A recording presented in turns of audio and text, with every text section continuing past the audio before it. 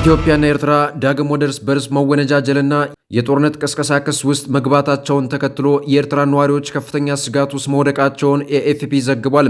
በአስመራ ነዋሪ ሆነውና ከዚህ ቀደም በነበሩት የድንበር ግጭቶች እንዲሁም በትግራይ ጦርነት የተሳተፈው ተወልደ ሲል ለደህንነቱ ሲባል ስሙ የተቀየረለት ግለሰብ ሌላ ጦርነት እንዳይነሳ እየጸለየ መሆኑን ተናግሯል። ጦርነት ከተጀመረ ብዙ ልጆች አባት አልባ ይሆናሉ፣ እናቶች ባሎቻቸውን፣ ወላጆችም ደግሞ ልጆቻቸውን ያጣሉ ሲል ስጋቱን ገልጿል። የጋለ ውጥረትና የጦርነት ዝግጅት ክስ ኢትዮጵያና ኤርትራ ባለፉት ዓመታት በትግራይ ኃይሎች ላይ በጋራ ሲዋጉ የቆዩ ቢሆንም የፕሬቶሪያውን የሰላም ስምምነት ተከትሎ ግንኙነታቸው መሻከሩ ይታወሳል።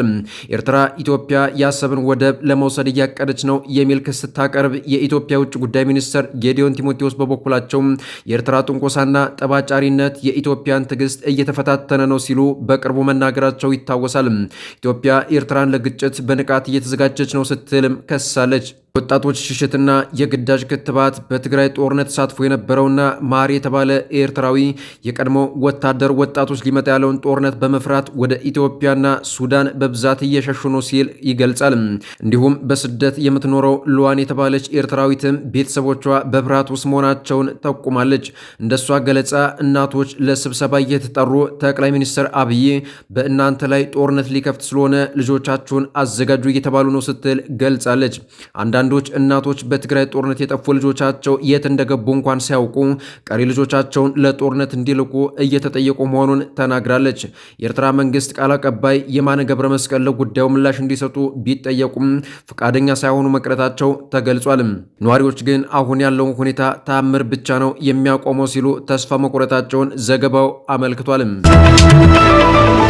ይህ በእንዲህ እንዳለ የኤርትራ መንግስት ያለ ፍርድ ለ18 ዓመታት አስሯቸው የነበሩ 13 ሰዎችን መልቀቁ ተገለጸ። የኤርትራ መንግስት በወታደራዊ እስር ቤት ያለ ፍርድ ለ18 ዓመታት ያህል አስሯቸው የነበሩ 13 ሰዎችን መልቀቁን ቤተሰቦቻቸው ተናገሩ።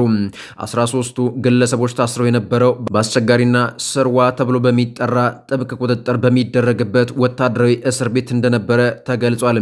ከእስር የተለቀቁት ሰዎች ነጋዴዎች፣ የፖሊስ አባላት እንዲሁም በተለያየ የሙያ ዘርፎች ላይ ተሰማርተው የነበሩ ባለሙያዎች ሲሆኑ ያለምንም ማብራሪያ ሐሙስ ዳር 25 2018 ዓ.ም ተለቀው ከቤተሰቦቻቸው ጋር ተቀላቅሏል። በማይሰርዋ ወታደራዊ እስር ቤት ታስረው የነበሩና ስማቸው እንዳይገለጽ የጠየቁ አንድ ግለሰብ እንደተናገሩት ጥቅምት 2000 ዓ.ም ላይ በወቅቱ የአገር ውስጥ ደህንነት ኃላፊ ከነበሩት ከኮሎኔል ስምዖን ገብረ ድንግል መገደል ጋር ተያይዞ በቁጥጥር ስር መዋላቸውን ገልጸዋል።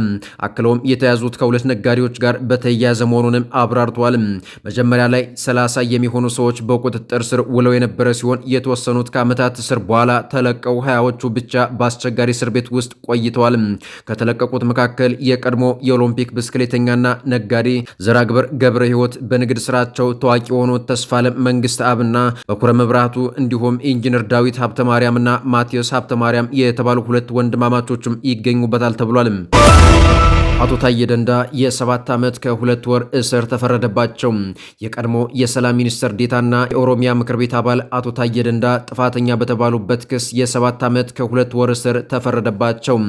አቶ ታዬ ትላንት አርብ ህዳር 26 2018 ዓ.ም የቅጣት ውሳኔ የተላለፈባቸው በፌዴራል ከፍተኛ ፍርድ ቤት ልደታ ምድብ አንደኛ ህገ መንግስትና በህገ መንግስት ላይ የሚፈጸሙ ወንጀሎች ችሎት ጥፋተኛ በተባሉበት ህገወጥ የጦር መሳሪያ ይዞ በመገኘት እንደሆነ ተገልጿል።